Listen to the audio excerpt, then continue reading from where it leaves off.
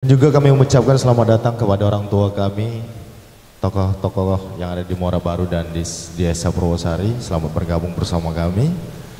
Dan juga rekan-rekan media, Arsyad Production yang selalu senantiasa mengabadikan setiap momennya.